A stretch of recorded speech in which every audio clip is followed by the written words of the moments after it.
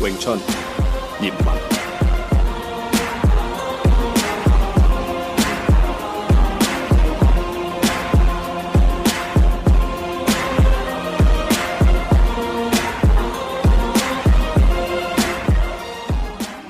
Selamat malam teman-teman yang ada di YouTube channel, juga teman-teman yang ada di live TikTok saya. Kita ketemu lagi di bacotan seputar Wing Chun. Malam hari ini saya mau bahas tentang Cisau. Oke, sebelumnya saya minta maaf karena telat 30 menit ya, 27 menit, telat 27 menit.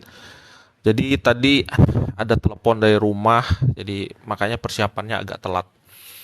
Oke, kita ngomongin Cisau malam hari ini. Jadi buat teman-teman yang mungkin ya, kemungkinan ada yang belum pernah Cisau, kemungkinan belum pernah melihat Cisau, silakan di searching dulu di Google. Cisau itu apa? Ya, jadi Cisau yang saya mau bacotin itu adalah sticky hand kalau dalam bahasa Inggrisnya. Jadi di kita nyebutnya Cisau. Terus juga Cisau yang mau dibahas malam hari ini juga sebenarnya Cisaunya secara newbie, ya, secara pemula. Jadi saya tidak mau bicara melebar nanti ya, melebar. Jadi hanya sebatas Cisau yang bisa dilakukan oleh seorang pemula dalam memulai latihan Cisau. Oke, kita luruskan dulu. Cisau atau sticky hand ini bukan menjadi tolak ukur seberapa hebat seorang praktisi Wing Chun dalam mempelajari bela diri Wing Chun. Itu yang harus dipahami dulu sama teman-teman semua. Terus juga Cisau ini hanya sebagai perantara latihan aja. Jadi kalau kita mau belajar Wing Chun, seorang praktisi Wing Chun tentunya harus melalui yang namanya latihan Cisau atau sticky hand ini. Ya. Jadi kalau misalkan ada, gue nggak mau latihan Cisau deh, ya berarti nggak usah latihan Wing Chun. Ya, sama seperti kita mau latihan suatu bela diri yang memang ada sarana latihan seperti misalkan dibanting, dicekik atau di pitting dan lain sebagainya, itu adalah sarana latihan ya. Atau juga ada mungkin sarana latihan yang harus dipukulin, juga ada bela diri yang seperti itu, dan itu sebagai suatu sarana latihan dan bukan suatu pembulian ya, tergantung nanti gimana pelatihnya dalam menyampaikan materi. Nah, khusus untuk Wing Chun, ya, kita ada sarana latihan yang namanya Cisau. Ya, kalau di Tai Chi itu juga ada sticky hand, tapi di sana istilahnya adalah Tuisau. Ya, Tuisau. Nah, buat teman-teman yang di TikTok yang mungkin baru gabung, ya, kalau misalkan ketinggalan dengan apa yang saya sampaikan, teman-teman bisa mampir ke YouTube channel saya. Ya, di Wing Chun Harmoni Indonesia, nanti pilih ke pilihan yang cari playlist aja, playlist yang namanya Bacotan Wing Chun, nanti ada savean dari video ini. Karena sekarang saya juga ada live di YouTube channel ya. Oke, kita masuk Cisau ya, saya lanjutin. Nah, kalau buat saya pribadi, Cisau itu harus dijadikan sebagai sarana latihan yang menyenangkan, bukan sebagai sarana yang stres. Kenapa? Karena ada sebagian orang yang menganggap bahwa Cisau itu adalah penilaian akan kemahiran seseorang dalam bela diri Wing Chun. Nah, ini yang harus diluruskan. Ya, Cisau itu harus menyenangkan, jangan dibawa stres, ya kan? Tidak bisa Cisau lah, berarti kalau tidak bisa Cisau berarti tidak bisa Wing Chun lah, dan kita tidak bisa maju-maju karena tidak bisa Cisau, dan akhirnya stres sendiri dalam latihan Wing Chun. Nah, jadi jangan ke arah sana gitu. Jadi Cisau itu adalah sarana yang cukup menyenangkan untuk dilatih. Wing Chun sendiri kan merupakan suatu kesederhanaan bentuk ya, kesederhanaan bentuk. Di mana kesadaran bentuk ini yaitu untuk lebih memahami yang namanya structure, ya, structure yang harus dipakai dalam hal nanti menyerang, bertahan, ya, mungkin mengunci, juga hal-hal sederhana yang sering kali orang lupa, yaitu mengenai masalah kuda-kuda. Dan ini kadang juga dilupakan orang-orang sebagai seorang praktisi Wing Chun, terutama bagi teman-teman yang baru memulai latihan Cisau. Ini dilupakan, yaitu masalah structure atau struktur. Jadi belajar Wing Chun tuh apa-apa tuh pasti berurusan dengan struktur. Ya. Sekarang coba teman-teman nih yang latihan Wing Chun, ya, yang mungkin tahu atau pernah latihan Wing Chun, boleh bertanya lah dalam diri sendiri, ya kan? Seberapa sering kita melatih kuda-kuda yang namanya Yigi Kim Yeung Ma? Ya, seberapa banyak kita berlatih shifting? Ya. Juga berapa banyak kita berlatih stepping? Ini semua masalah kaki, ya kan? Karena kalau kita mau belajar Cisau, kita mau mengenal Cisau, kita nggak lepas yang namanya pondasi. Pondasi itu adalah, dalam hal ini adalah kuda-kuda. Bukan hanya sekedar konsepnya, tapi juga kuda-kudanya.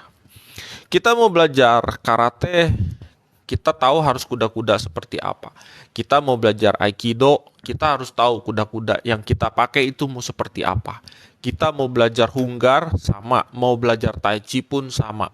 Sekalipun kita mau belajar MMA pun, tentunya kuda-kuda itu harus diperhatikan.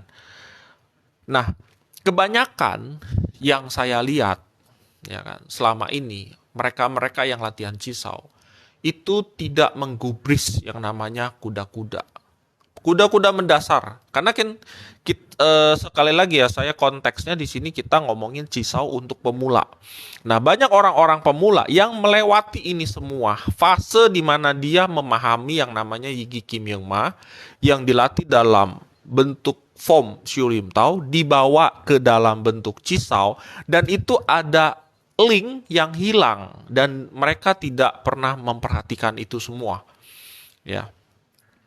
Jadi yang dilihat adalah bahwa Cisau itu hanya sekedar muter-muter tangan, gua bisa nangkis, gua bisa respon, gua bisa nangkis, gua bisa mukul.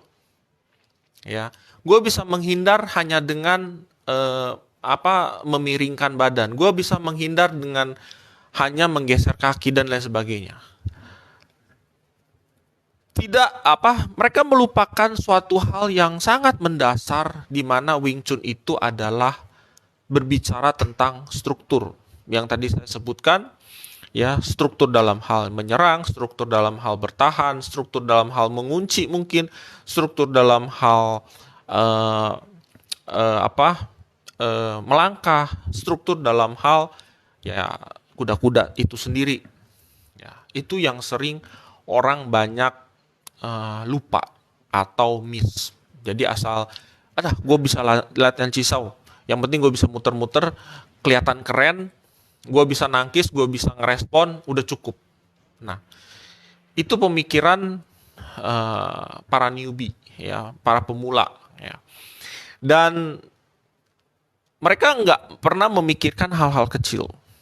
Itu yang sering saya lihat di perguruan-perguruan yang ada di sini, ya, yang ada di Indonesia, terutama mereka yang tidak memperdulikan itu yang namanya konsep dan konteks, ya, konsep dan konteks dalam latihan Wing Chun, terutama dalam latihan Cisau. Mungkin teman-teman yang belum pernah latihan Cisau mungkin bingung, apa sih yang diomongin sama Mas Glenn ini? Gue belum pernah Cisau, jadi gue nggak tahu. Nggak apa-apa. Buat teman-teman yang belum pernah Cisau, saya nggak masalah, ya. Mungkin ada beberapa masukan atau beberapa sharing saya malam hari ini yang bisa sejalan, ya sejalan saat teman-teman latihan Wing Chun. Entah itu teman-teman, oh gua baru latihan Yigi Kim Young Ma, oh gua baru latihan drill pukulan, oh gua baru latihan nyoba pukulan 1 inch, nggak pernah nyoba cisau dan lain sebagainya, nggak masalah. Se, se- apa Sambil jalan ke sana, mungkin apa yang saya eh, sharing malam hari ini tentang Cisau mungkin akan membuka mata teman-teman bahwa pentingnya kita mengenal yang namanya structure di dalam konsep dan dalam konteks. Memang ada sebagian orang bilang konsep dan konteks itu hanya khusus 30% aja dalam latihan Wing Chun. Sisanya 70% itu kita harus sering banyak latihan dan lain sebagainya. Betul, saya setuju dengan kata-kata itu. Tapi seringkali konsep ini tidak diperhatikan. Contoh ya, kemarin saya di-share satu buah video oleh teman saya, di mana mereka itu melihat beberapa eh, beberapa anggota dari suatu perguruan sedang latihan. Dia merekam, kemudian memforward ke saya, dan dia lihat, dia bilang, teman saya ini bilang, kok Glenn, itu kok kuda-kudanya begitu, ya kan? Kok beda banget dengan apa yang saya tahu bahwa kuda-kuda itu harus kokoh dan lain sebagainya. Terus saya bilang, ya sudahlah, itu urusan mereka, yang penting mereka bisa mempertanggungjawabkan materi latihannya, gitu. Halo, siapa nih Mas pencabut nyawa? Siapa? Pak, tolong cek kodam dan aura saya. Sorry, saya nggak bisa, Mas. Halo, Mas Christian. Kodam lu lagi main apa gaprek, aura lu lagi kena, bro. Oke, kita lanjut ya. Eh, Tolong buat teman-teman yang nonton live TikTok saya, kita sedang ngomongin Wing Chun dan kita tidak ada hubungan dengan kodam dan aura, dan saya juga bukannya pakar untuk melihat hal-hal begituan ya. Dan yang saya ngomongin di sini adalah hal-hal yang bisa dipakai dengan logika, dipikir dengan akal sehat, dan bukan hal-hal yang istilahnya eh, tidak kasat mata ya. Jadi tolong malaikat pencabut nyawa bisa dimengerti tentang materi yang sedang kita omongin di sini. Jadi tidak melebar kemana-mana. Oke, kita lanjut lagi. Nah, eh saya juga tanya eh, sama dia gitu kan, kenapa sampai kuda-kudanya itu dibilang tidak kokoh? Karena kokoh itu bukan berarti dalam pengertian bahwa kokoh itu harus seperti pohon yang akarnya gede, kuat, sehingga tidak bisa dicabut. Bukan. Kokoh ini harus dalam konteks bahwa posturnya kelihatan bagus, kelihatan eh, seimbang, balance, dan setiap pergerakannya itu tidak goyah, tidak goyang lah gitu. Itu yang disebut kokoh dalam konteks yang tadi saya jelaskan. Nah, terus kita lihat dulu eh pembahasan saya hari ini itu hanya ditujukan buat teman-teman ya, teman-teman yang mau mungkin lebih memahami cisau latihan itu secara tepat seperti apa. Ya. Kalau teman-teman ya seperti misalkan kayak Mas Malaikat Penjabut Nyawa, mohon maaf kalau Anda ingin mendengar ocehan saya tentang kodam dan aura, ya silakan log off aja dari live streaming saya, karena saya tidak ngomongin masalah itu. Kemudian buat teman-teman yang berorientasi bahwa cisau itu harus bisa dipakai berantem dan menunjukkan bahwa aku ini hebat dalam Wing Chun, ya mending skip juga ya live streaming saya. Karena apa yang saya mau bicarakan itu udah tidak sejalan dengan pola pikir kalian. Kemudian juga untuk teman-teman yang mungkin ingin meluruskan materi-materi dasar saat latihan sebelum memasuki materi Cisau, nah mungkin bisa sedikit dengarkan sharing yang saya akan share sama teman-teman pada malam hari ini. Jadi itu yang harus ditekankan dulu di awal ya. Nah, oke. Buat teman-teman yang udah pernah latihan Cisau, atau mungkin buat teman-teman yang udah latihan drill. Drill itu adalah latihan pasangan ya. Karena konsepnya sebenarnya sih sama-sama aja, sama-sama aja. Cuman kalau untuk yang latihan drill tidak spesifik ya, tidak spesifik buat teman-teman itu lagi latihan Cisau. Sebenarnya ada konsep Cisau di sana kalau misalnya teman-teman sadar. Nah, untuk teman-teman yang latihan Cisau nih, saya ingin mengajukan beberapa pertanyaan ya buat teman-teman. Siapa tahu apa yang saya alami dulu itu juga dialami oleh teman-teman pada saat latihan Cisau. Oke. Halo teman-teman yang baru gabung di live TikTok saya, selamat malam ya. Saya lagi dalam tema bacotan seputar Wing Chun dan dalam membicarakan masalah Cisau ya, secara pemula ya. Oke, hal-hal yang pernah kalian alami waktu latihan Cisau. Pertama, apakah kalian pernah merasa kesulitan berdiri stabil ya? Ya, kesulitan berdiri stabil. Pertama itu. Kemudian kesulitan bergerak ya. Kesulitan bergerak dalam mengantisipasi pergerakan teman latihannya. Tuh, yang kedua. Ketiga, pada saat latihan Cisau, teman-teman merasa takut kepukul. Ya, pada saat lawan latihan itu bergerak, teman-teman ngerasa takut kepukul. Waduh, takut gua kepukul, takut gua ketampar dan lain sebagainya. Oke. Yang keempat, teman-teman merasa kesulitan untuk shifting. Shifting itu dalam konteks kalau istilah yang lain itu disebut, ada yang bilang pivot ya, ada yang bilang pivot. Kalau istilah saya memakai shifting. Ada yang bilang rotasi ya, ada yang bilang rotasi tubuh dan lain sebagainya. Itu sama ya konsepnya. Nah, apakah yang keempat ini teman-teman ada merasa kesulitan saat shifting ya? Ya, jadi malah sering terpental ke belakang pada saat Cisau dan lain sebagainya. Kemudian kelima, waktu Cisau, apakah teman-teman merasa bahu teman-teman itu pegel? Ya.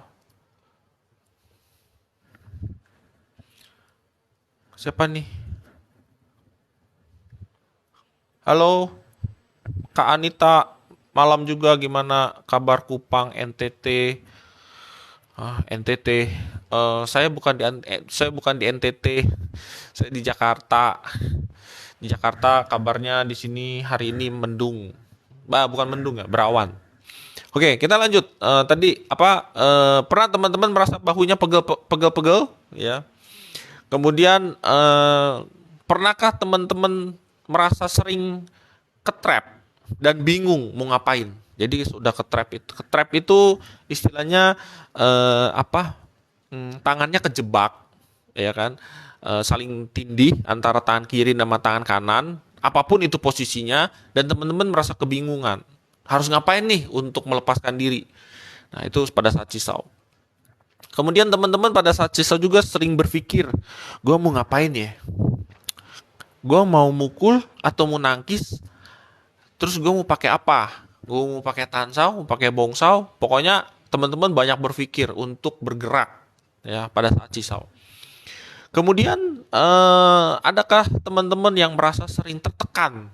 Tertekan di sini dalam tanda kutip ya, bukan tertekan dalam hal fisik, bukan, tapi tertekan dalam hal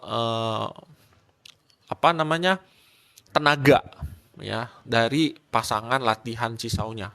Dan juga masalah-masalah lain yang mungkin teman-teman bertanya kenapa ya.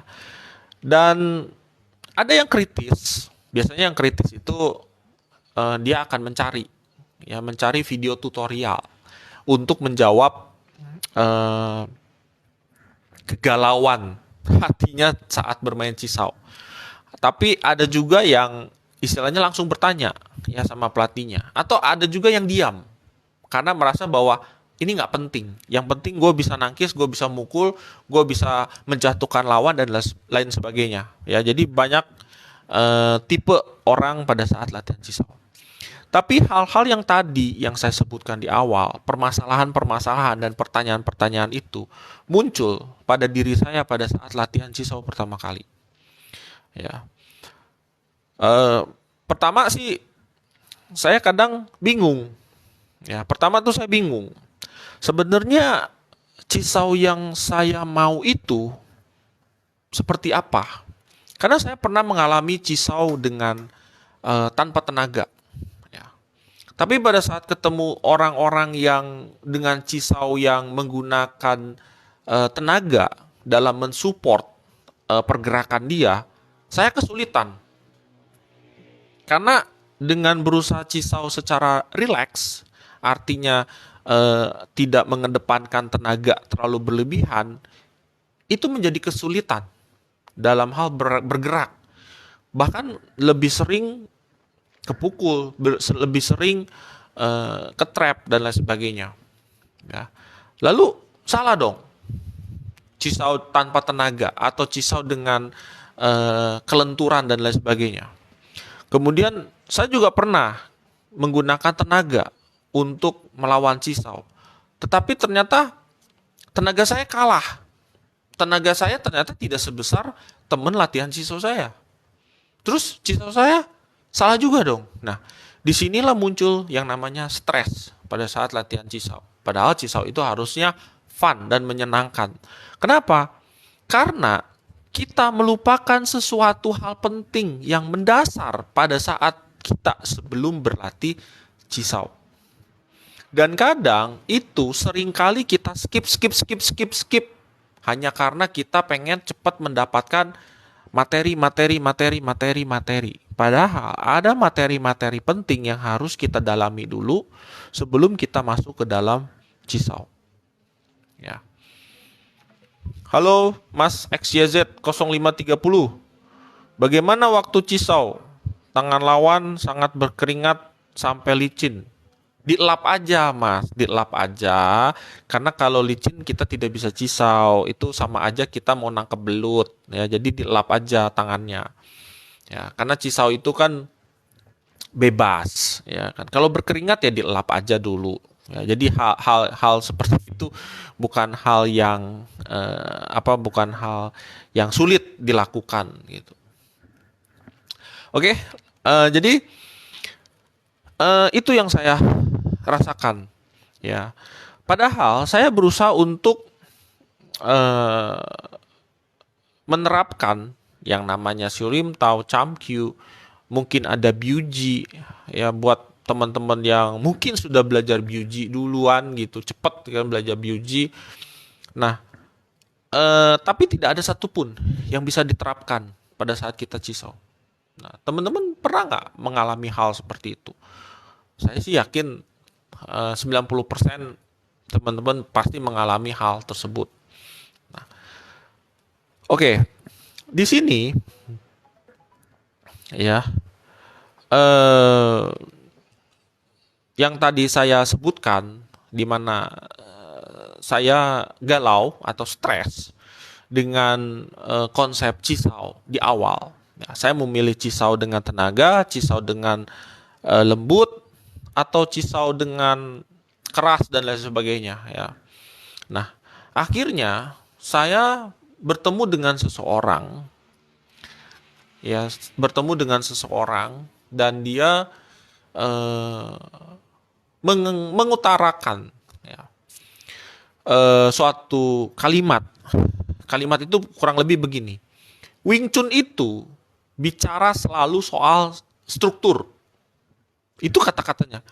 Kalau kita mau ngomongin Wing Chun, kita ngomongin struktur. Kita mau ngomongin Wing Chun, kita ngomongin struktur. Oke. Struktur dalam Wing Chun hanya berlaku pada Wing Chun tradisional. Ya. Mau ngomongin struktur hanya berlaku pada Wing Chun tradisional. Wing Chun modern tidak peduli yang namanya struktur. Ya. Struktur itu seperti apa? Adalah kondisi atau komposisi tulang yang mensupport pergerakan yang kita lakukan. Itu struktur. Karena kalau orang yang nggak peduli struktur ya dia bergerak asal aja gitu, nggak peduli. Yang penting gue bisa nangkis, gue bisa mukul, gue bisa menjatuhkan orang, gue bisa bikin sakit orang saat kena pukulan gue. Selesai. Tapi nggak peduli strukturnya itu mau bener atau mau tepat. Jadi kurang lebih begini logikanya tentang struktur itu apa. Teman-teman yang udah pernah bawa kendaraan seperti motor atau mobil, ya, kemudian ngerti tentang bagaimana menjaga supaya bahan bakar tidak boros. Nah sekarang pertanyaannya, teman-teman pernah nggak berpikir bahwa kalau kita ngegeber, bahasa Sunda saya tuh ngegeber itu apa ya? Memacu motor dan memacu kendaraan kita, mobil lah, tanpa ada jeda di mana posisinya pelan ke cepat, tetapi tiba-tiba dari posisi diam langsung ke cepat. Pokoknya dihantam aja biar larinya kenceng terus. Kira-kira bensinnya boros tidak? Pasti boros. Pasti boros. Ya kan? Nah, karena kita tidak paham.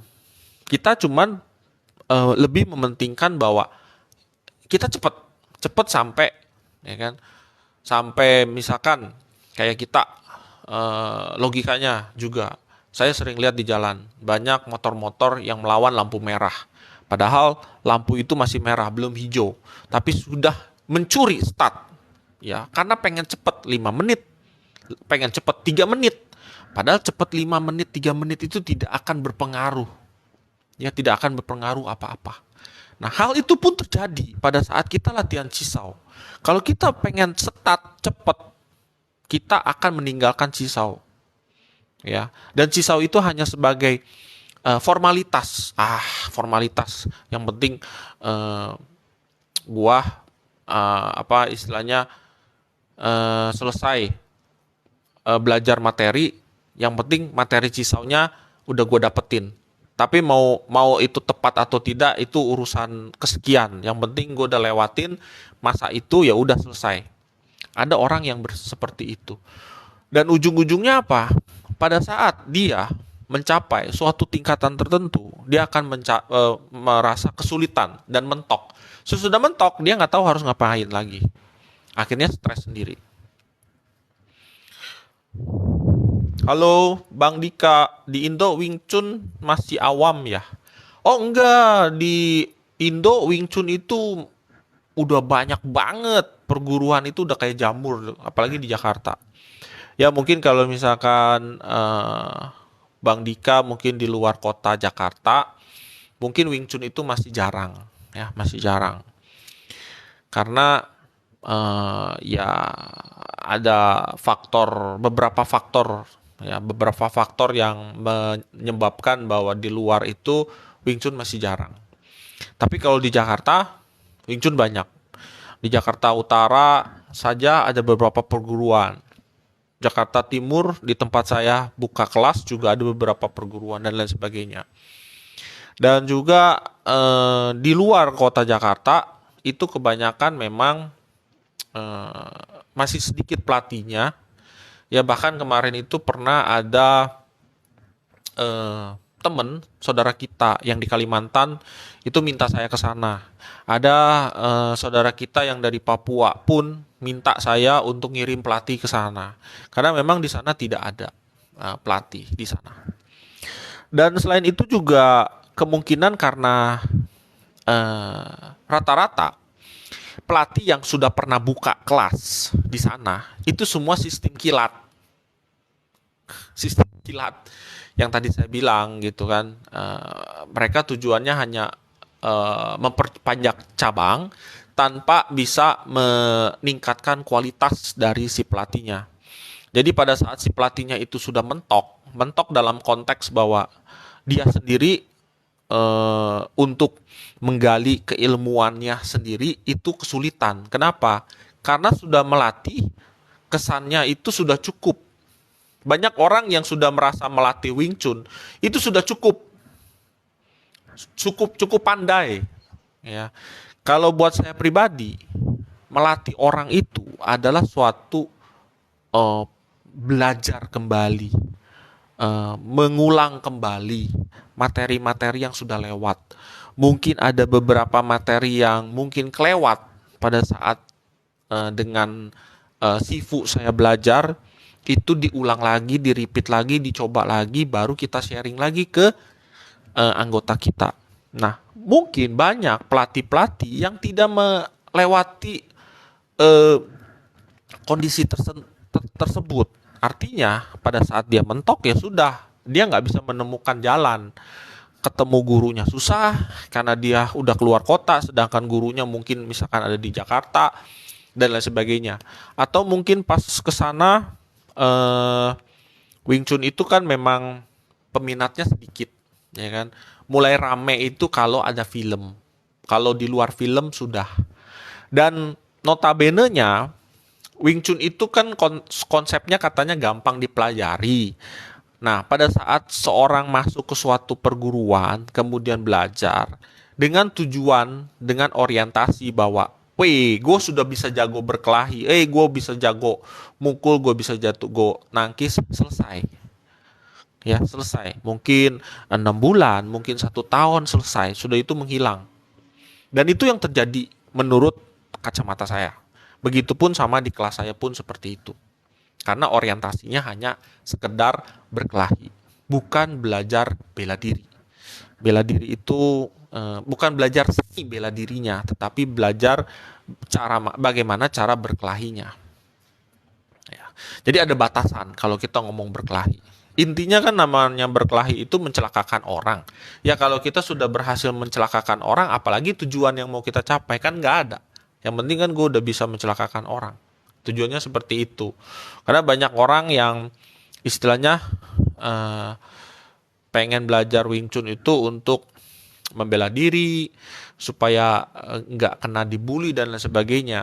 Nah, saat dia sudah pandai, misalkan udah pandai sparring, udah pandai mukul temen latihannya dan lain sebagainya, itu udah cukup buat dia begitu. Makanya untuk meneruskan sebagai pelatih, kalau dipaksakan pun pelatih tersebut akan mentok sesuai dengan keilmuan yang sudah dia peroleh gitu.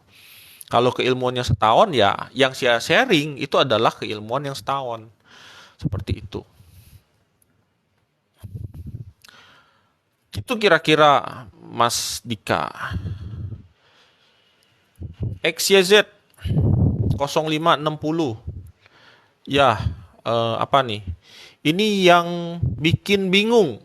Saya belajar tradisional, tapi mau ikut pertandingan yang diminta modern, harus speed. Oke. Akhirnya strukturnya berantakan. Nah, ini komentar yang bagus. Ini komentar yang bagus. Oke. Untuk XYZ 0530. Oke, Mas. Begini. Saya sisipkan dulu ya tentang Cisau. Saya coba bahas ini sedikit. Memang betul, Mas XYZ. Saya nyebutnya Mas XYZ aja ya, karena panjang banget itu 0530. Memang betul, belajar tradisional dengan belajar pertandingan itu tidak sama. Mereka-mereka yang tadi saya sebutkan di awal, ya, yang tidak memperdulikan struktur, tidak memperdulikan konsep, itu adalah mereka-mereka yang belajar secara modern hanya untuk tujuan instan jadi. Ya, sama seperti mie instan lah ya. Kita pengen cepat makan. Ini pun sama. Kita pengen cepat ikut pertandingan.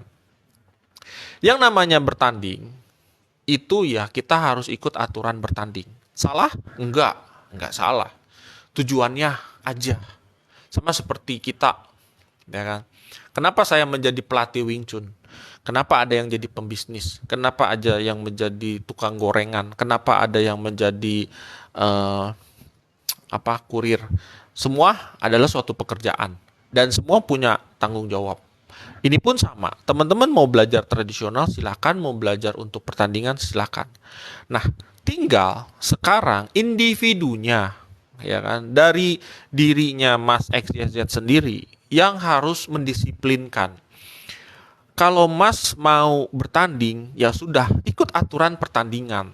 Apa yang dijadikan dasar penilaian itu yang dilatih. Penilaian tidak butuh struktur karena tidak akan ada yang lihat. Yang penting gerakannya cakep, gerakannya cepat, gerakannya bertenaga, itu yang dinilai oleh juri. Ya. Jadi bagus hanya ada di pertandingan. Bisa dipakai di luar belum tentu. Saya bukan bilang nggak bisa, ya. Saya bukan bilang nggak bisa, tetapi belum tentu. Oke.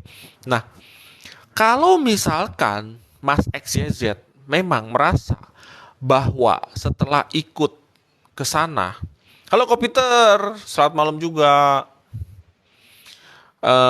merasa strukturnya berantakan, silakan latihan terpisah. Dari latihan untuk pertandingan, Mas XYZ cari waktu tersendiri. Sorry, maaf, saya di kamar saya di pinggir jalan. Jadi wajar ya kalau ada kendaraan yang lalu lalang dengan suara ya seperti tadi itu motor rese. Eh, jadi Mas XYZ latihan terpisah untuk memantapkan struktur. Ya, saya yakin struktur ini jika dimantapkan akan benar-benar mensupport pergerakan yang dilatih untuk pertandingan. Tentunya konsepnya konsep pertandingan, hal-hal ya apa aja yang harus dipertahankan di pertandingan yaitu yang Mas XYZ latih. Di luar itu Mas XYZ memantapkan structure atau struktur, konsep, bentuk dan lain sebagainya yang tentunya nanti akan saya bahas juga dalam mempelajari Cisau yang malam hari ini saya omongin. Ya, itu terpisah Mas. Ya, itu terpisah. Seperti itu kira-kira. Karena kalau ngomong pertandingan ya pertandingan. Kalau ngomong tradisional ya kita latihan. Beda lagi kalau kita ngomongin penggunaan secara realita, ya kan? Itu keluar lagi dari konsep yang namanya tradisional, pertandingan. Keluar dari itu semua, ya. Jadi harus disesuaikan. Ya samalah kayak begini. Logika lagi. Mas XYZ belajar banyak hal di dunia, mungkin saya nggak tahu ya Mas XYZ ini kuliah atau masih sekolah dan lain sebagainya, nggak tahu tapi logikanya begini, saya ambil contoh saya pribadi, saya kuliah bagian ekonomi, ya, banyak belajar hal di sana, ya mulai dari ekonomi mikro, ekonomi makro, pasar keuangan dan lain sebagainya, pasar modal, tetek bengek lah, pokoknya apalah itu, berapa SKS itu semua dulu. Keluar kerja, kepake semua? Enggak. Yang kepake apa? Cuman bagaimana kita mengoperasikan komputer, bagaimana kita mengenal pekerjaan yang sedang kita lakukan. Dua hal ini doang. Sama disiplin, udah. Ditambah dengan kejujuran, ya kan, tanggung jawab dan lain sebagainya. Dan itu tidak dapat di kuliahan. Nah, kira-kira logikanya begitu. Tetapi apakah kuliah jelek? Enggak. Kuliah enggak jelek. Ya kan? Apakah kita bekerja tanpa harus kuliah? Salah juga. Kurang lebih begitu. Jadi memang harus ada porsi tertentu di mana Mas XYZ ini menempatkan diri. Kira-kira begitu Mas XYZ ya. Itu saran saya, mudah-mudahan bisa dicerna ya, nanti silakan dicoba. Kalau misalkan Mas XYZ menanyakan masalah struktur ke guru latihannya yang untuk pertandingan tidak memuaskan, silakan cari guru yang lain di luar itu, karena pertandingan itu kan pelatih. Cari di luar itu untuk memantapkan struktur. Oke. Oke, kira-kira itu ya yang bisa saya respon dari pernyataan Mas XYZ. Sekali lagi pernyataannya bagus. Oke, kita lanjut ke pembahasan yang tadi saya eh, yang sedang saya bahas mengenai Cisau. Nah, eh saya ulang lagi ya. Jadi waktu Cisau saya dulu itu akhirnya saya menemukan suatu pencerahan di mana orang tersebut mengatakan bahwa Wing Chun itu segalanya adalah mengenai masalah struktur. Kalau kita belajar struktur, kemana-mana tuh gampang arahnya. Contoh misalkan, logikanya kita ngomong begini, kita mau ngomongin masalah eh, apa namanya masalah matematika, ya kan? Masalah matematika. Matematika itu kan luas banget, ya kan? Luas banget. Ada logaritma, ada aritmatika dan lain sebagainya lah. Saya juga nggak ngerti matematika. Ya, pokoknya matematika tuh luas banget. Matematika tuh makro. Nah, di dalam makro itu ada mikro. Mikronya apa? Mikronya matematika itu adalah berhitung. Itu mikronya. Sedangkan nanti pengembangan dari berhitung itu luas. Luas banget. Seperti tadi ada logaritma, aritmatika. Terus ada istilah apa? Akar kuadrat. Apa namanya? Sinus tangen. Dan lain sebagainya lah ya. Terus penjabaran lain sebagainya lah, macem-macem deh tuh matematika. Saya juga nggak paham. Saya taunya cuma berhitung aja. Nah, jadi pengembangannya luas banget. Begitupun sama dengan Wing Chun.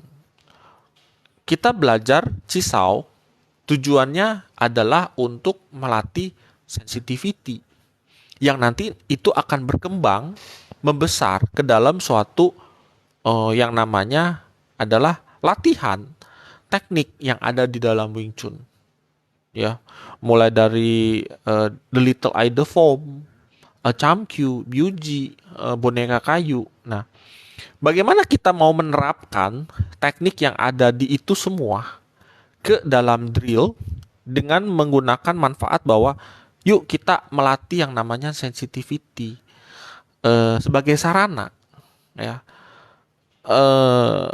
Kita nggak boleh ngotot, kita nggak boleh terlalu lembek. Jadi tetap di tengah-tengah. Nah, bagaimana cara mengontrolnya itu? Itu masuknya di dalam latihan Cisau. Jadi Cisau itu sekali lagi bukan menjadi tolak ukur seseorang paham dalam bela diri Wing Chun. Dan Cisau itu juga bukan orientasi sebagai latihan untuk berkelahi, bukan. Ya, itu yang harus yang harus di garis bawahi. Apa nih hal-hal yang harus diperhatikan buat teman-teman yang masih yang masih mau menuju ke latihan Cisau, atau teman-teman yang udah Cisau tapi merasakan kendala, ya, yang tadi saya bilang, bahu pegel, kuda-kuda nggak stabil, nggak bisa shifting dan lain sebagainya. Nah, itu kendalaan dalam Cisau. Jadi kadang kalau itu kendala nggak bisa dibenerin, udah skip aja. Nah, berarti skip aja, berarti teman-teman sudah menghilangkan link yang mendukung nanti latihan-latihan ke teknik-teknik berikutnya. Itu yang saya rasain ya selama saya latihan Wing Chun. Yang menjadikan saya terbuka dalam latihan Cisau itu apa aja yang harus menjadi prioritas untuk bisa meningkatkan sedikit-sedikit keahlian kita saat kita Cisau. Kita paham di situ, nanti dari Cisau baru kita merembet ke latihan-latihan drill. Jadi kalau bisa saya jabarkan itu, kan Cisau itu nggak langsung latihan di awal. Teman-teman mungkin yang latihan Wing Chun itu pasti latihan mukul dulu, kemudian latihan drill. Latihan drill itu kan banyak tuh kembangannya. Terus mulai kenal banyak pukulan, banyak tangkisan ya. Ada yang bilang ada 18 tangkisan Wing Chun dan lain sebagainya. Dan lain sebagainya lah. Nah, terus baru masuk ke Cisau.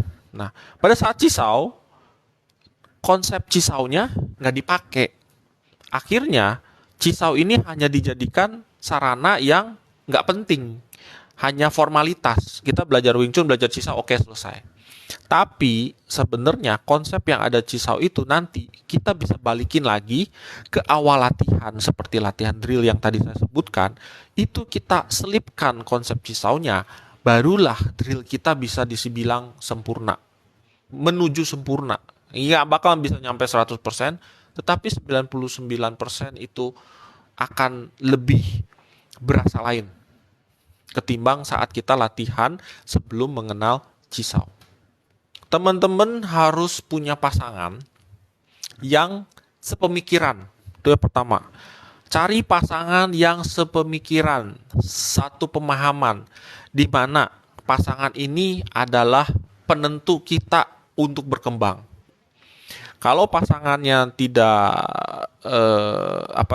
kalau pasangannya ini tidak sejalan, tidak sepemahaman, nanti teman-teman bentrok. Yang ada nggak berkembang, mungkin malah dibully, ya, atau malah juga kesulitan, ya. Kalau teman kita improve, kita pun akan improve. Kalau teman kita nggak improve, kita akan jalan di tempat. Ya, jadi ini penting. Satu, pasangan waktu kita latihan Cisau. Nah, terus kedua, kita pahami dulu Gigi Kim Yeung Ma saat latihan Xiu Lim Tao. Ya kan? Ini adalah kuda-kuda awal yang dipakai waktu kita Cisau. Halo Bang Juli, halo Kang Julit, umur 35 saat belajar Wing Chun bisa kok? Bisa. Bisa ya. Oke, kita lanjut. Yang kedua ya tadi, yaitu pahami Yigi Kim Yeung Ma. Ya, itu sebagai kuda-kuda awal pada saat kita latihan Cisau. Nah, bagaimana bagaimana cara memahaminya? Oke, teman-teman mulai lihat lagi.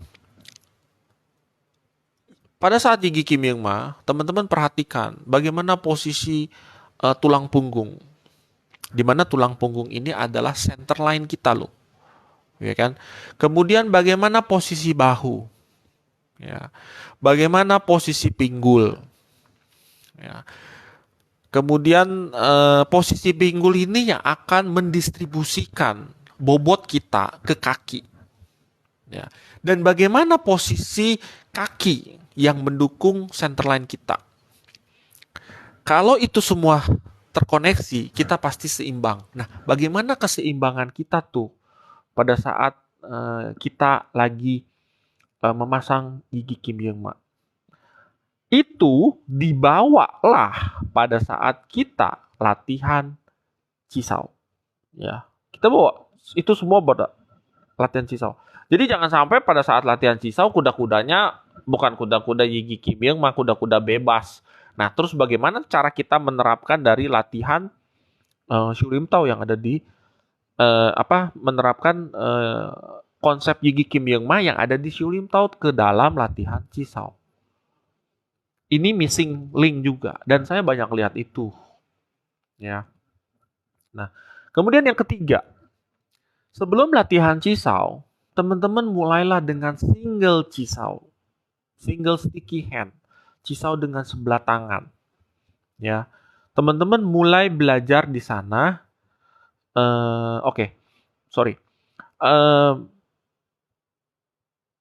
Lihat pada saat latihan single Cisau ini. Bagaimana pendistribusian grounding yang kita lakukan pada saat poin kedua tadi. Yigi Kim Yeung Ma. Kemudian bagaimana mendistribusikan pressure point. Ini istilah saya ya, pressure point. Saat kita berusaha untuk menjaga posisi siku, bahu. Ya, pressure point-nya mana? Dan pressure point ini harus didukung juga dengan kuda-kuda. Kalau kuda-kuda yang di poin 2 itu berantakan, otomatis pressure point-nya itu tidak ada sama sekali. Yang ada kita hanya menggunakan tenaga bahu aja atau tenaga otot. Dan itu sudah menyalahi aturan Cisau sebenarnya. Oke, nah ini juga waktu single Cisau harus dilakukan hal yang sama seperti oleh poin pertama, yaitu teman Cisau kita. Jadi sama-sama tuh latihannya. Kalau kita berusaha untuk memantapkan apa yang seharusnya dimantapkan, teman latihan Cisau pun harus melakukan hal yang sama supaya nanti berkembangnya bisa bersamaan. Ya. Sehingga kalau dua-duanya ini memperhatikan, maka intens masing-masing, intens itu apa ya namanya? Fokus. Fokus yang diberikan oleh masing-masing itu akan saling melengkapi, ya kan? Dan pressure point dari kita dan teman kita itu akan ketemu di tengah-tengah dan tidak ada yang saling mendominasi di sana. Ingat, ini adalah latihan Cisau, bukan sparring. Oke, jadi tidak ada yang saling mendominasi, tetapi saling memahami bagaimana kita menerapkan poin kedua. Dan juga di poin ketiga adalah pressure point dalam latihan single Cisau.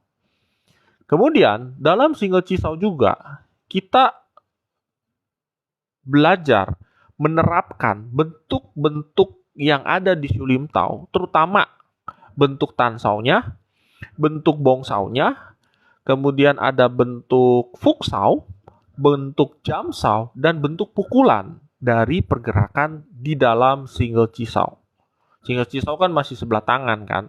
Jadi nanti di single Cisau itu ada yang berperan sebagai tangan atas atau tangan luar, ada yang berperan sebagai tangan bawah atau tangan dalam. Ya. Itu yang bisa saya jelaskan seperti itu ya. Nah, dua-duanya itu saling tuker. Nanti kalau misalkan contoh misalkan saya sudah berperan sebagai tangan luar, sudah lancar, kita masuk jadi tangan dalam. Kemudian dilancarin lagi. Kalau sudah lancar, balik lagi ke tangan luar, kita lancarin lagi. Kalau sudah lancar, balik lagi jadi tangan dalam, lancarin lagi. Itu cara latihan single Cisau. Ya. Dan kita pahami tuh konsep yang nomor 3 tadi di dalam nomor 4. Ya. Nah, keseringan yang terjadi waktu saya dulu latihan single Cisau, bahu itu pegel pada saat kita menjadi tangan luar. Yang menjadi tangan dalam. Tangan dalam itu pasti ada pada saat kita melakukan posisi bongsao. Itu pasti tangan dalam.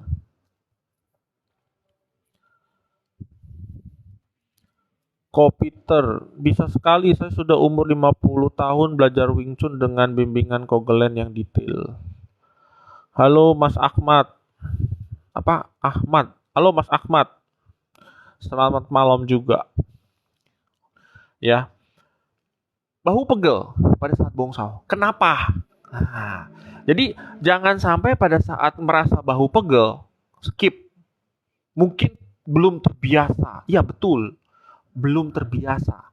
Belum terbiasa tepat, bukan belum terbiasa karena melakukan salah, biar nanti sering salah, akhirnya jadi terbiasa ototnya, nanti pegelnya itu bisa berkurang. Nah, itu kurang tepat.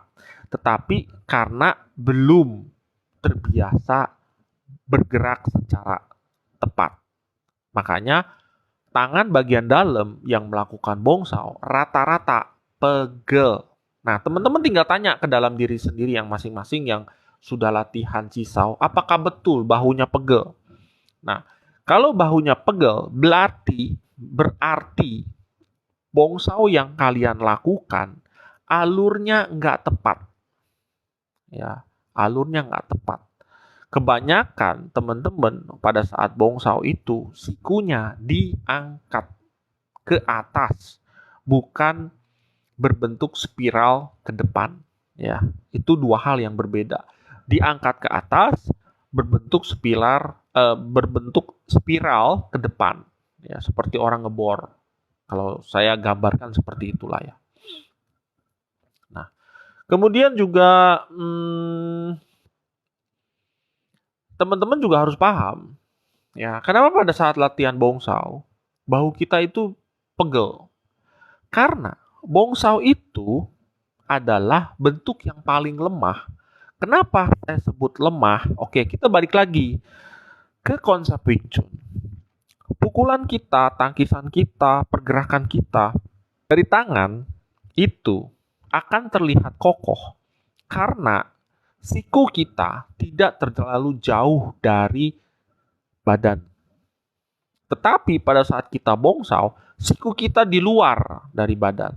Ya, silakan teman-teman yang udah pernah single cisau lihat, perhatikan bentuk bongsau kalian. Siku itu ada di luar dari badan dan jauh banget, di samping malah kan. Kalau bongsau itu. Nah, itu yang menjadikan lemah. Nah, kalau teman-teman mengangkat siku ke atas, sudah pasti itu nggak akan kuat karena posisinya lemah. Akhirnya, teman-teman akan menggunakan otot bahu untuk melakukan hal-hal tersebut sehingga pada saat single cisau bahunya pegel. Ya. Nah, itu diperhatikan oleh teman-teman. Terus jadi gimana Mas Glenn soal bongsau? Di YouTube channel saya ada tentang bongsau. Searching aja di salah satu playlist Wing Chun Harmony Indonesia training kalau nggak salah, lupa tuh playlistnya. Di situ saya ada pernah bahas tentang bongsau. Nah, itu coba terapkan ke dalam latihan single cisau. Oke? Nah, kita lanjut. Itu poin keempat ya. Nah, poin kelima.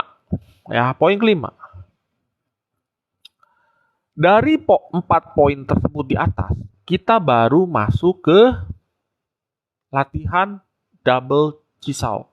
Ya, double cisau atau double sticky hand. Ya, di mana yang tadi waktu single cisau itu ada ada berapa? Ada 5 bentuk tangkis, 5 bentuk tangan itu berubah saat double cisau hanya 4. Ya. Dan jamsau itu hilang di sana. Yang ada itu hanya fuksau. Ya, kadang fuksau ini juga dianggap jadi satu, fuksau atas. Ya, tapi kalau di saya itu saya bedain ya. Fuksau sama mukul itu 2 hal yang berbeda. Kemudian ada bongsau dan ada tansau. Dan kedua tangan kita juga memiliki peran yang berbeda. Yang satu kiri itu jadi tangan luar, kanan jadi tangan dalam, atau sebaliknya, kanan jadi tangan luar atau kiri jadi tangan dalam. Itu tergantung kebiasaan waktu kita mau double cisau seperti apa. Ya, dan itu bisa di-switching ya. Itu bisa di-switching, bisa saling tukar pada saat kita nanti bermain. Dan itu merupakan salah satu materi sih sebenarnya pada saat latihan single cisau. Dalam latihan double cisau. Nah, poin kelima yang tadi ya, kita pelajari dulu putarannya. Kan cisau kan begini-begini, putarannya tuh kita pelajari dulu. Pergerakan yang tadi di poin 4 itu kita terapkan untuk mengontrol 2 tangan secara bersamaan. Dan itu susah loh. Pada saat kebiasaan saya dulu lagi latihan cisau pertama kali, pada saat kita berpikir kiri, tangan kanan sering kita lupakan. Pada saat kita fokus di kanan, tangan kiri ini sering kita lupakan. Nah, itu dilatih dulu. Ya, itu dilatih dulu. Pada saat kita latihan pada saat kita latihan memutar kedua tangan kita untuk bisa mensinkronize antara kiri dan kanan. Nanti ujung-ujungnya itu adalah kiri mensupport kanan dan kanan mensupport kiri. Ya. Itu poin kelima. Ya. Kemudian sambil tidak melupakan struktur yang tadi dilatih di nomor 4. Ya, di mana kita harus menjaga siku kita supaya istilahnya siku kita itu tetap pada posisinya sehingga pada saat kita memutar, posisi siku itu tidak mundur ke belakang, tetapi tetap di depan, ya. Nah, itu teman-teman yang udah pernah cisau pasti ngerti apa yang saya maksudkan. Ya, kalau misalkan yang belum cisau itu yang mungkin mabok. Mas Glenn ngomong apa sih? Saya nggak ngerti. Oke. Kira-kira itu ya. Nah, tetapi gini maksud saya. Mungkin teman-teman belum pernah cisau, tetapi hal-hal yang penting dari 5 poin tersebut adalah begini. Kita latihan Shirim Tao itu harus mendukung Chamkyu. Kita latihan Chamkyu, latihan Shirim Tao itu nanti harus mendukung bermain boneka kayu. Kita latihan Shirim Tao, latihan Chamkyu, latihan boneka kayu itu harus mendukung latihan drill. Kita bedakan antara latihan tradisional sama yang modern. Saya ngomongin yang tradisional, saya nggak ngomongin yang modern. Bodoh amat yang urusan modern mah, urusan mereka. Ya, urusan orang-orang yang mau latihan Wing Chun hanya untuk hal-hal lain, ya. Tapi yang saya tegaskan karena memang saya melatih secara tradisional, kita pahami dulu grounding harus bagaimana. Kemudian Chamkyu-nya di pola shifting dan pola stepping langkah itu harus bagaimana. Itu harus nyambung terus pada saat kita cisau. Atau buat teman-teman yang belum cisau, tadi yang belum cisau ya, itu pelajari dulu, pahami dulu seperti apa, karena pada saat cisau nanti teman-teman harus membawa itu semua ke sana. Dan jangan menjadikan suatu link yang dihilangkan begitu saja karena menganggap bahwa itu tidak penting. Ya. Contoh, hal nomor 6. Oke, ini nyambungnya ke hal nomor 6. Hal nomor 6 itu setelah tadi 5 poin di atas yang saya sebutkan, di nomor 6 kita mulai mengeksplor. Kita mulai main kan? Mulai main, nangkis dan merespon pergerakan temennya. Nah, kita mulai mengeksplor pergerakan-pergerakan tangan ya dengan konsep yang tepat. Nah, yang tepatnya itu apa? Yaitu mengejar center line orang. Mengejar center line teman latihan kita nih. Bukan mengejar tangan ya.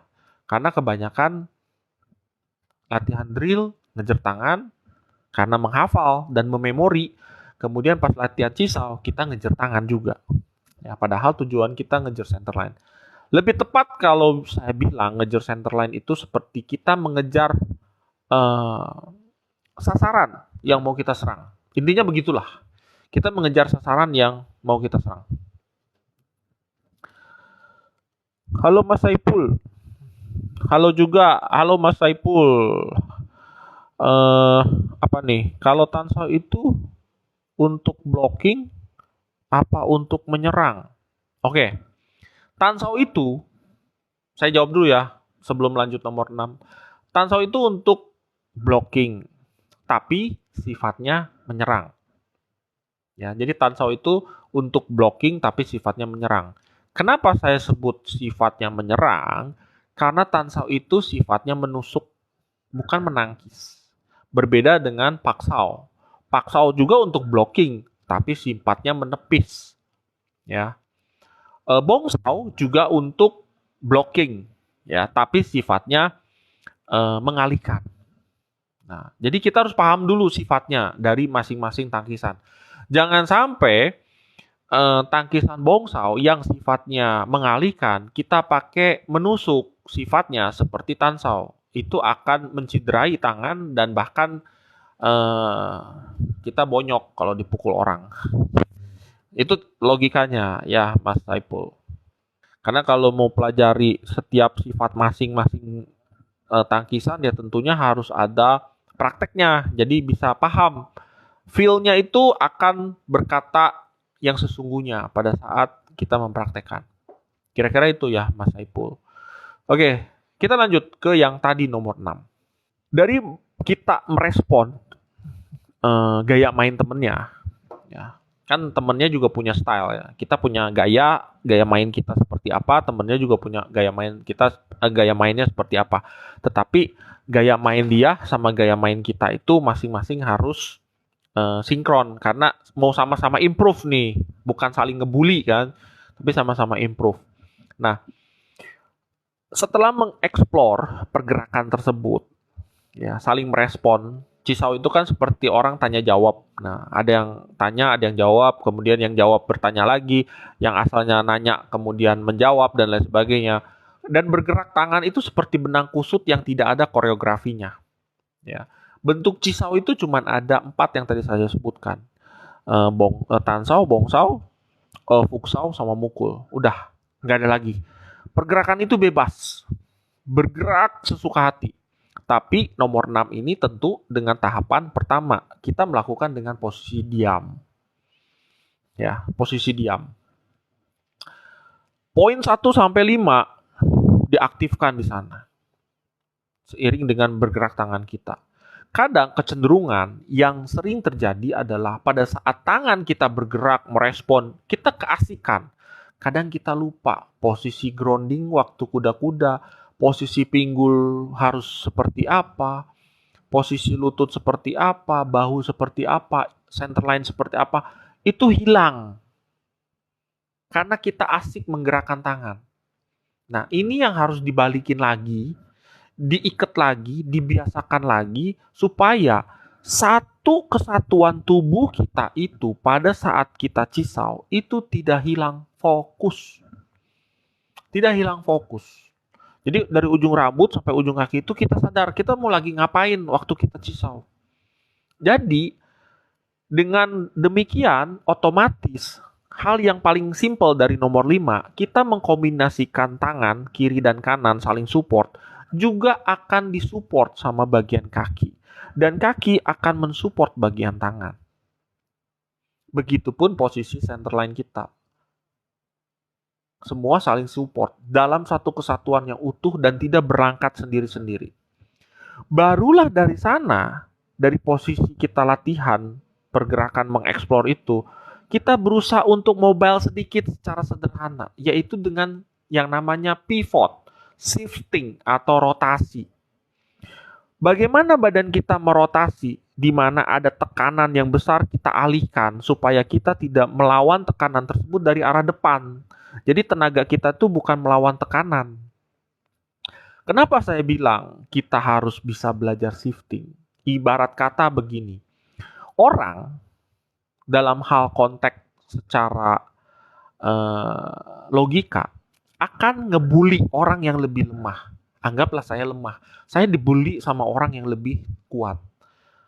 Ibarat kata saya berhadapan sama tembok. Ya kan? Tembok mau digempur seperti apapun, didorong seperti apapun, dia tidak akan bergeming. Yang ada, kalau kita paksa, kita akan capek. Kalau kita paksa, kita akan berkeringat. Kita paksa, kita akan mental ke belakang. Sedangkan si tembok itu tetap akan diem. Begitupun kalau ada orang yang tenaganya lebih besar dari kita mau memaksakan tenaga kita nggak bisa. Ibarat kata kalau saya beratnya 80, saya ketemu sama orang yang beratnya 150 kilo. Tentunya nggak bisa menang kalau saya berhadapan secara langsung. Otomatis saya harus menggunakan kelenturan, menggunakan kelemah lembutan, mengalihkan tenaga dia untuk dipakai balik melawan tenaganya dia. Itu yang dilatih di Cisau juga dalam poin 6 yang tadi saya jelaskan. Artinya pada saat kita sudah memfokuskan satu kesatuan utuh tubuh kita dari ujung rambut sampai ujung kaki, barulah kita bisa mempraktekkan shifting yang ada di Chamkyu di dalam Cisau. Kalau shiftingnya ini tidak bisa dipahami, seperti misalkan posisi pinggul tetap nungging, ya kan, tidak sitting, otomatis pada saat shifting di Cisau, yang bergerak hanyalah bahu tok. Dan itu sering sekali saya lihat, dan banyak kenyataannya seperti itu. Dan sangat miris kalau saya lihat gitu. Kasihan. Sudah belajar capek-capek Chamkyu, sudah belajar capek-capek Yigi Kim Yema, tetapi pada saat shifting di dalam Cisau, itu semua tidak dipakai dan dilupakan. Sangat miris. Tiap kali saya lihat, saya sih nggak pernah komplain. Saya nggak pernah. Saya kalau nggak diminta, saya tidak akan pernah menawarkan diri. Tapi kalau diminta, saya akan meluruskan. Ya, itu saya tipenya seperti itu. Ya. Saya pernah ikut datang ke suatu perguruan, suatu kelas. Saya lihat, oh shiftingnya begitu, ya sudahlah, nggak apa-apa. Oh shiftingnya begitu, oh ya sudahlah, nggak apa-apa. Bahkan pernah saya diajak Coba tes Cisau sama anggota saya nih, tapi kan nggak kejadian gitu, nggak kejadian. Karena begini, kalau beda konsep, ya nanti Cisaunya malah jadi Cisau yang aneh gitu kan. Nah, terus itu udah shifting ya, itu dari shifting. Nah, dari shifting adalah mobile atau permainan footwork yang sederhana saat Cisau. Ya. Nah, kemudian kalau misalkan teman-teman atau kita sudah bisa mengaktifkan shifting dan sudah bisa menetralkan tenaga-tenaga yang datang ke kita dari latihan Cisaunya, barulah kita mobile. Jadi jangan sampai kita Cisaunya mobile dulu baru shiftingnya dilewatin. Itu udah salah kaprah sebenarnya kalau menurut saya. Kenapa? Karena di Chamkyu pun shifting muncul duluan baru stepping, bukan stepping dulu baru shifting. Itu di Chamkyu. Nah, itu jadi harus dipahamin dulu. Kenapa kita harus belajar form Chamkyu? Yaitu karena shifting itu penting. Yaitu kita berusaha mengontrol tubuh kita secara satu kesatuan. Pada saat stepping atau langkah atau footwork, satu kesatuan tubuh kita itu yang kita bawa kemana-mana. Dan konsepnya tetap sama seperti Yiki Kim Young Ma dan shifting. Pada saat footwork kita bebas, tetapi tentunya langkah di Wing Chun itu bukan berarti bebas tanpa ada aturan, tetapi tetap pada aturan dan konsep yang namanya groundingnya harus ikut, sittingnya harus ikut, tetapi kaki tidak terkunci dengan bentuk stepping yang baku dan kaku. Kira-kira begitu. Ya. Jadi kokoh itu bukan seperti pohon beringin yang gede, ya, yang keker dan lain sebagainya, bukan. Tetapi kokoh itu harus berprinsip seperti pohon bambu. Ya. Dia kuat tetapi tetap lentur. Itu kokoh. Dan itu kokoh yang selalu saya tekankan sama teman-teman. Kokoh, kokoh, kokoh. Kokoh itu bukan kokoh kuat seperti pohon beringin, bukan. Tetapi kokoh dalam konteks seperti pohon bambu. Ya. Nah, balik lagi ke shifting. Saat teman-teman latihan shifting di sana, teman-teman harus paham ada dua hal yang berbeda antara menggerakkan pinggul sama melempar pinggul. Itu dua hal yang berbeda. Sama-sama menggunakan tenaga pinggul, tetapi dua hal kondisi yang feel-nya nggak akan sama. Ya, saya pernah saya pernah tanya sama salah seorang teman saya yang seorang pelatih Wing Chun juga. Saya tanya waktu dia lagi mempraktekkan, ya sebenarnya saya juga iseng sih, sebenarnya nggak usah nanya juga, ya sudah biarkan saja gitu kan. Toh saya nggak diminta masukan kan, dan selama ini juga nggak pernah diminta masukan gitu. Mereka lagi rame-rame perform, kemudian saya lihat, kemudian saya chat. Jadi saya cuma lihat video, tapi dari video itu kelihatan. Jadi pada saat perform Chamkyu, itu ada yang pinggulnya dilempar, ada pinggulnya rotasi. Dua-duanya menurut beliau itu adalah tenaga pinggul. Betul, tenaga pinggul. Tetapi kondisinya berbeda antara pinggul rotasi dengan pinggul dilempar. Tenaganya semua dari pinggul, tapi itu beda banget. Ya, dan saya juga tidak banyak ngomong kalau dia sudah menjelaskan bahwa itu adalah satu kesatuan tenaga pinggul, ya sudahlah. Gitu. Karena buat saya itu dua hal yang berbeda. Yang satu rotasi, yang satu dilempar. Yang artinya pada saat kita melempar pinggul, kita melempar bobot. Kalau rotasi pinggul, bobot kita tetap stay di tengah, nggak ke kiri dan ke kanan. Nah, itu yang nanti kita bawa pada saat kita stepping. Ya, rotasi pinggul kita bawa pada saat stepping, di mana pada saat kita maju, kita melangkah, kita akan membawa pinggul bersamaan dengan tubuh bagian atas dan tubuh bagian bawah dalam satu kesatuan bergerak. Barulah di sana Cisau kita bisa bergerak kemanapun kita mau. Nanti bisa dikombinasikan dengan kuncian, bisa dikombinasikan dengan sengkatan, bisa dikombinasikan dengan eh, permainan kaki dan lain sebagainya. Tetapi keutuhan pergerakan tubuh yaitu harus diutamakan dulu pada saat poin ke-6. Ya, kira-kira begitu. Itu dalam hal shifting. Nah, kalau dalam hal langkah footwork itu sudah bagian ketujuh ya. Saya sudah langsung tembus aja gitu ketujuh. Kira-kira begitu. Nah, di poin ketujuh ini yang tadi tentang footwork, ya, kita bisa menggunakan di situ langkah-langkah, misalkan permainan yang ada di dalam boneka kayu. Itu juga bisa. Jadi jangan sampai permainan boneka kayu itu juga sama, hanya sekedar sarana untuk bermain dengan si kayu, tetapi tidak memikirkan bagaimana cara langkah, bagaimana cara memposisikan kita terhadap si boneka kayu dan lain sebagainya. Nah, itu poin nomor 7 ya.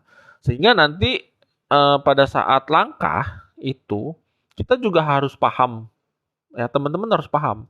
Langkah kita itu mau seperti berjalan di lumpur, ya, seperti berjalan di lumpur, atau langkah kita itu mau seperti paskibra, atau langkah kita itu mau sifatnya natural, seperti kita lagi mau berjalan aja gitu. Nah, tiga hal bentuk langkah ini pun harus diperhatikan nih sama teman-teman. Karena tiga ini juga nanti pressure point-nya itu akan sangat berbeda sekali. Saya udah pernah di YouTube channel itu membahas juga tentang langkah. Ya, teman-teman bisa searching juga di sana di YouTube channel, bisa tonton lagi. Ya, mungkin suatu ketika kapan tahu gitu, mungkin saya bisa bikin video ulang yang lebih rapi, yang lebih detail dan lain sebagainya. Ya.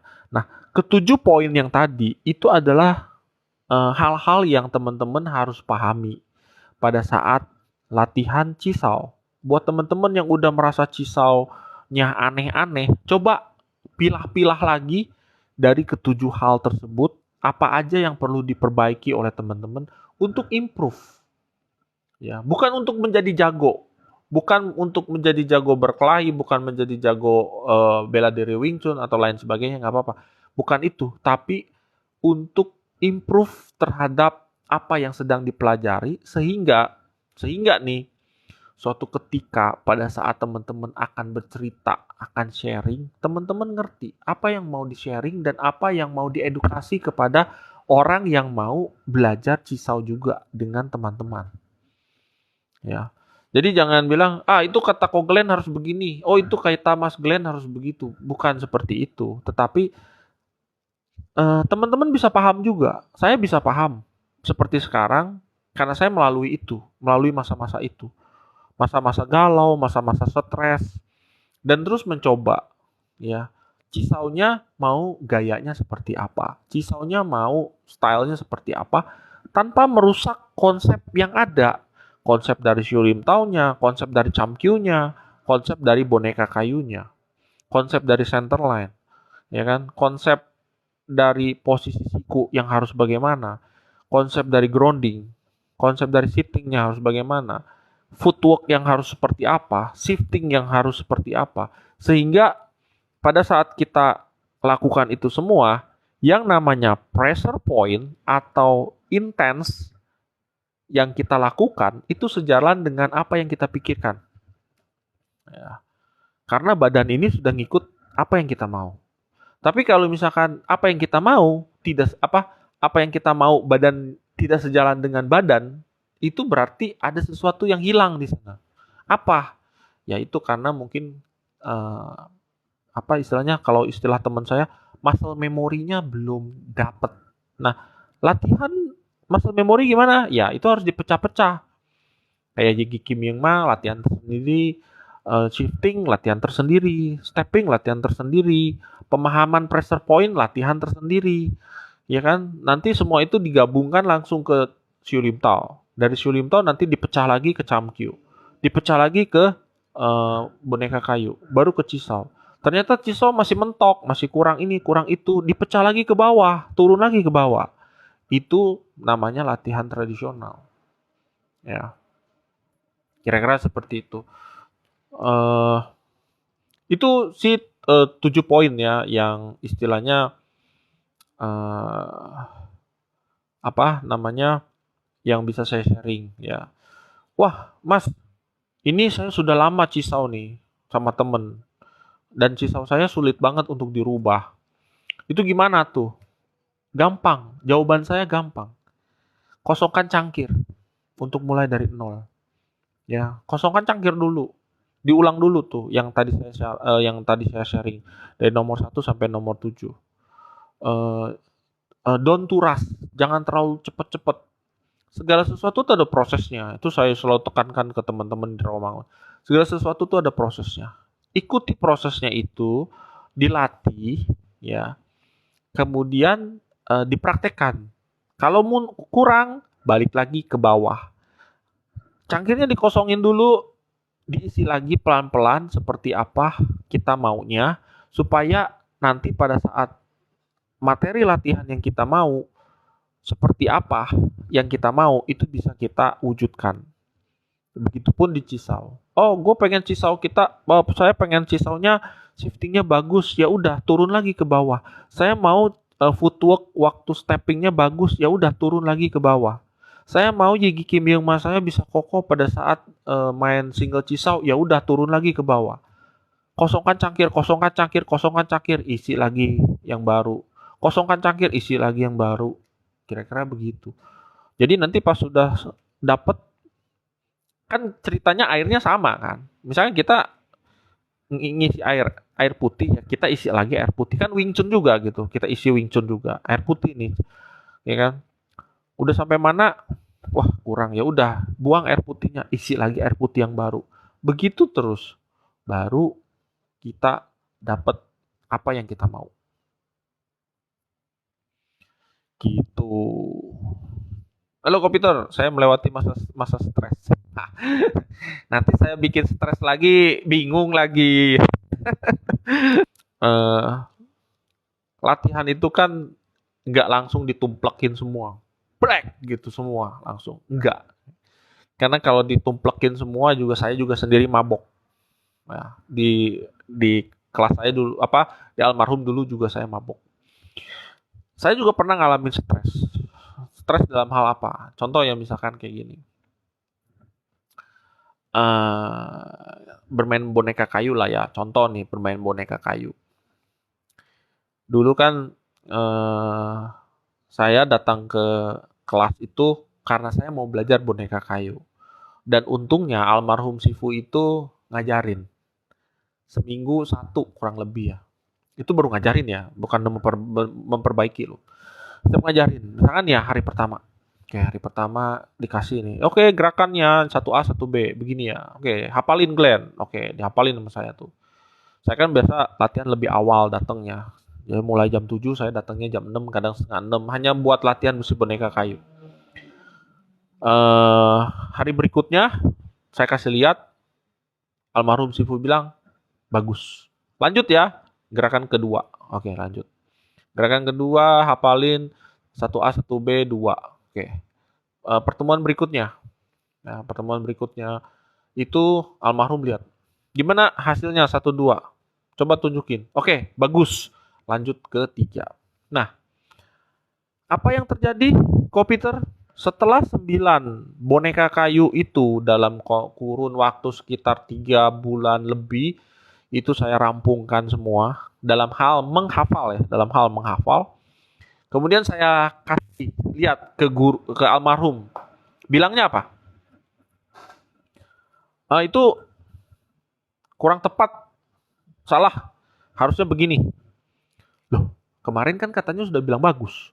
Oke, ini kurang tepat. Nih, nomor 1 tuh kaki kamu harus begini, tangan kamu harus begini, siku posisinya harus begini dan lain sebagainya. Itu diperbaiki lagi, dibedah lagi satu-satu sama beliau. Stres nggak? Stres gitu. Terus akhirnya oke, udah diperbaiki nih ya, sudah diperbaiki. Udah bagus nih, udah bagus. Oke. Udah diperbaiki bagus. Beberapa pertemuan berikutnya kan, udah berapa kali pertemuan baru dibilang bagus lagi. Hafal sudah, bentuknya sudah. Pasti kasih lihat. Beliau cuma bilang, aduh, cemen, tenaganya nggak ada. Coba kamu pakai tenaga begini, begini, begini, begini. Wah, saya bilang, dalam arti kata, eh Sifu, kenapa dari awal nggak ngomong? Jadi saya itu nggak perlu ngulang.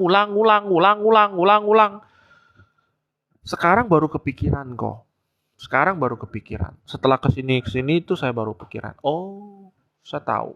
Setelah saya ngelatih, saya baru tahu bahwa segala sesuatu itu tidak bisa ditumplekin langsung, blek gitu. Pada seseorang yang belum mencapai tahapan tersebut. Sama seperti sekarang, saya ngejelasin Cisau untuk pemula ini. Saya bilang Cisaunya untuk pemula. Mungkin ada yang sebagian gila itu pusing banget apa yang dijelasin Ko Glenn gitu kan. Apalagi cuma ngebacot doang, nggak ada contoh dan lain sebagainya. Iya, betul, pasti pusing. Tapi kalau orang yang sudah paham Cisau, udah pernah ngalamin Cisau, tapi apa yang saya sampaikan tadi itu pasti paham. Dijamin itu pasti paham. Ya, nanti tinggal dia mau seperti apa, mengulang, mereview dirinya sendiri itu terserah. Ya, tetapi mereka yang belum pernah ketemu Cisau, mereka bingung. Gitu. Apa Yigi Kim Young Ma? Apa sih itu shifting? Apalagi belum pernah Chamkyu. Apa itu stepping atau footwork dan lain sebagainya? Apa itu permainan boneka kayu dalam posisi apa? Dalam langkah segitiga atau triangle step? Wah itu bingung. Jadi tidak bisa ditumplekin semua. Gitu. Jadi pelan-pelan. Awal-awal nih sekarang oke kopi nggak ngerasa stres. Nanti siapa tahu ketemu saya suatu ketika bakal stres lagi gitu karena ilmunya ditambahin untuk masuk tahapan berikutnya. Kira-kira begitu, komputer. Jadi stresnya kita gantian kok. Saya juga ngalami hal yang sama dulu sama almarhum. Ya, apalagi pas ketemu sama si Gung James juga lebih bingung lagi. Sama kayak yang di awal lah, di awal ya. Saya boleh nih ya cerita sedikit. Almarhum Sifu itu ngomongin Cisau juga nih ya. Almarhum Sifu itu Cisaunya beda sama Sigung. Sigung itu lebih ke arah internal Cisaunya. Jadi smooth banget, smooth.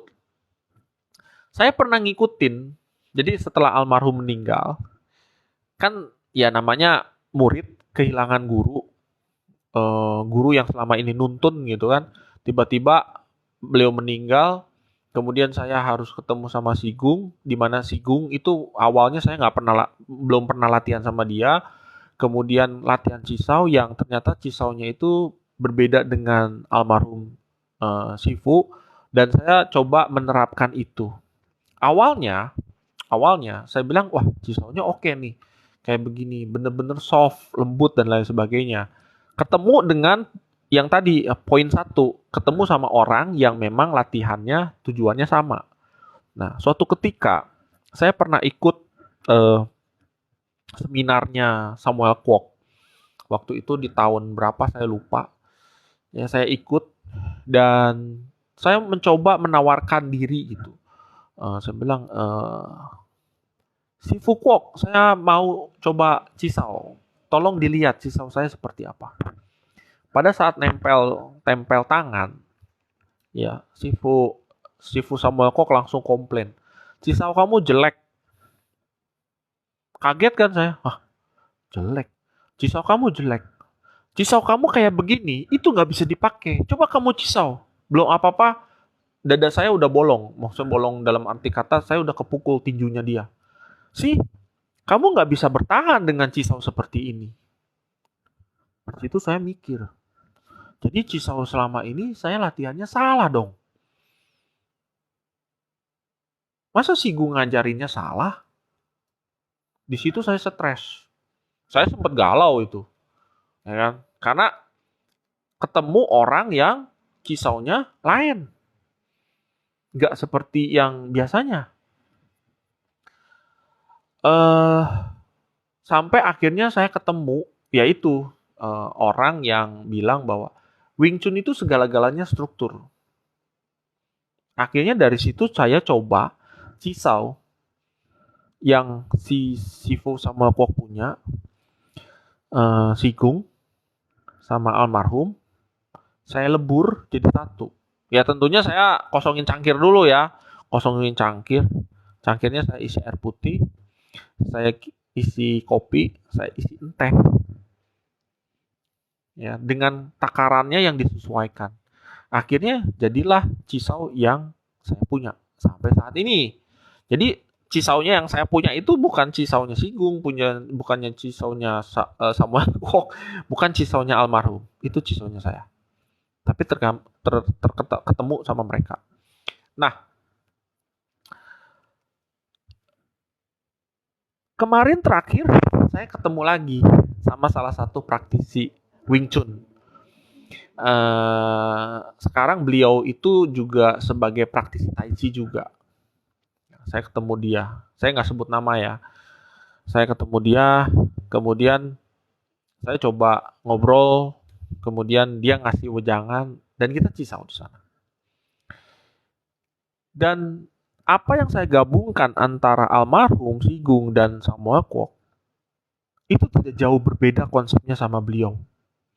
Dan itu tidak jauh berbeda konsepnya sama Tai Chi. Ya, jadi saya bilang dalam hati kata, berarti oke, saya sudah pada tracknya gitu. Saya sudah pada tracknya. Tinggal saya ngembangin lagi supaya Cisau saya lebih bagus lagi. Kira-kira itu. Ya.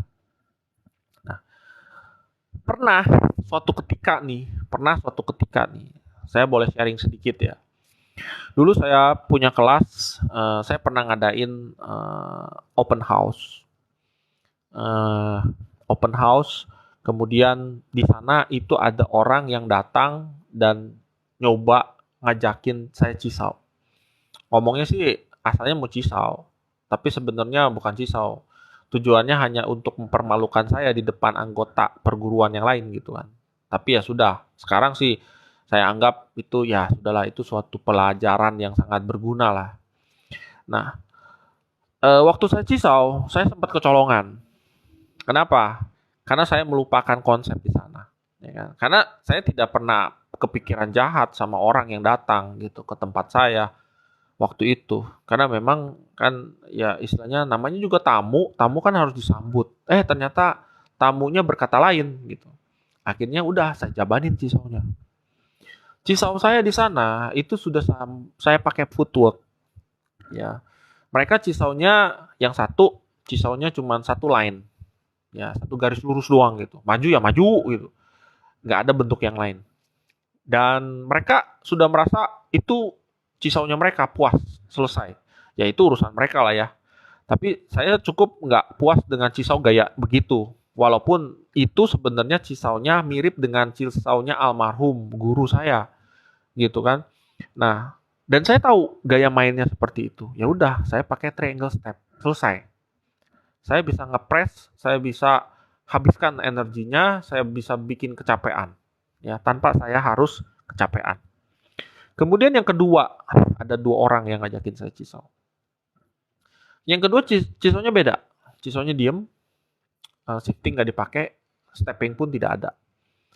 Kemudian cisaunya hanya tujuannya adalah bagaimana cara dia bisa menampar pipi saya.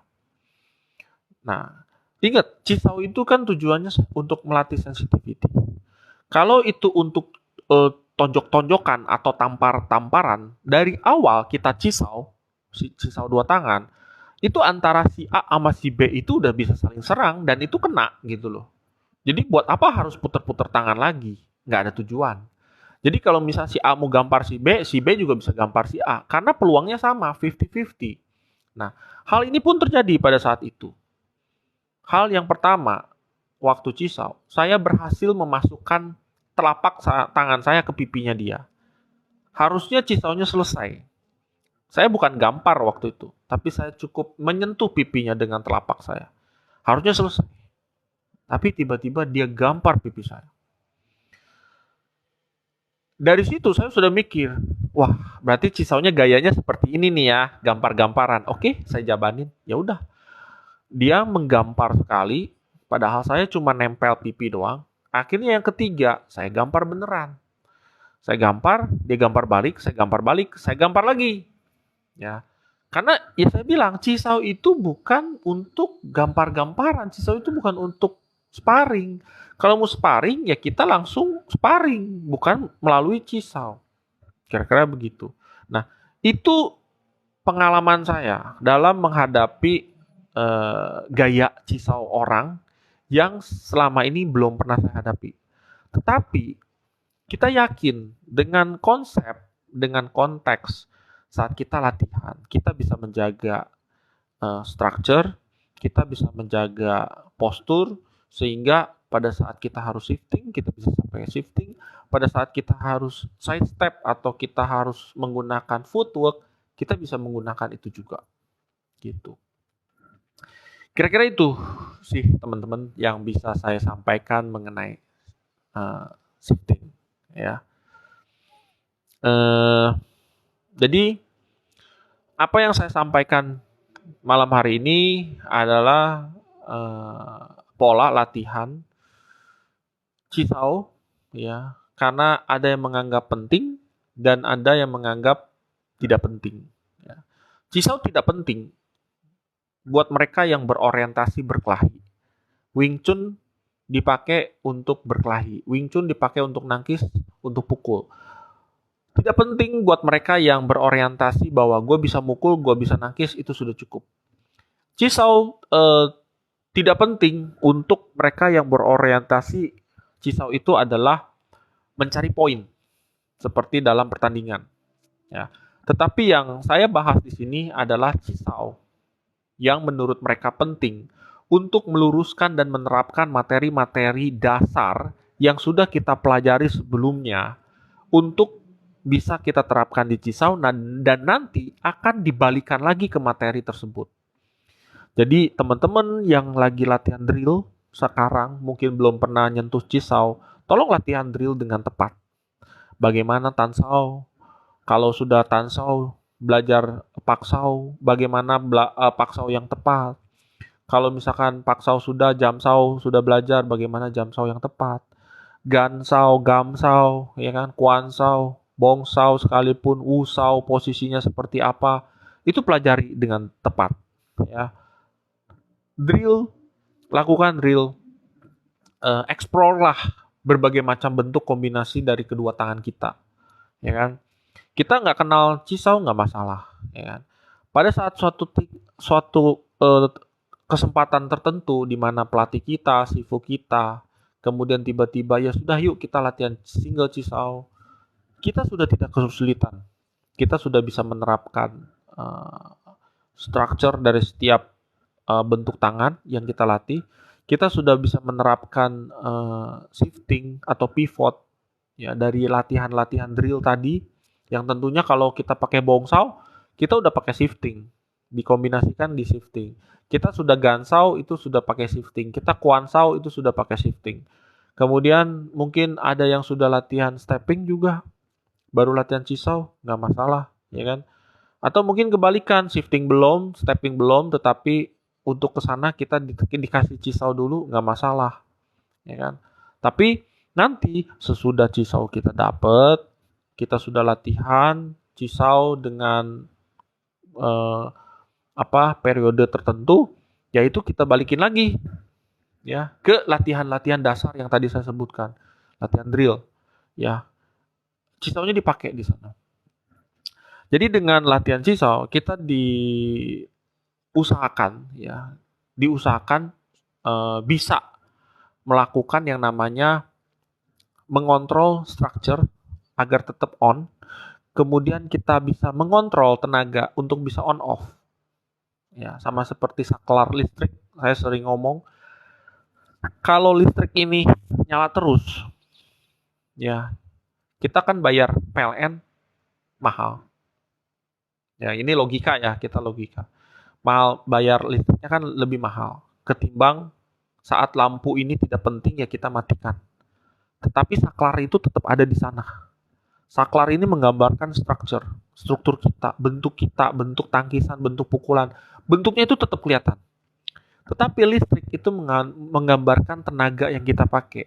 Di mana tenaga saat kita pakai, kita nyalain, Kita perlu lampu, kayak sekarang saya lagi ngomong, saya perlu lampu, ya saya nyalain lampunya. Nanti kalau saya tidur, lampunya saya matiin. Tapi saklarnya tetap ada di situ. Bentuknya ada, ya kan? Tapi sekarang tenaganya ada, saat saya matiin tenaganya nggak ada. Nah, on off itu dilatih di Cisau. Ya, kira-kira begitu.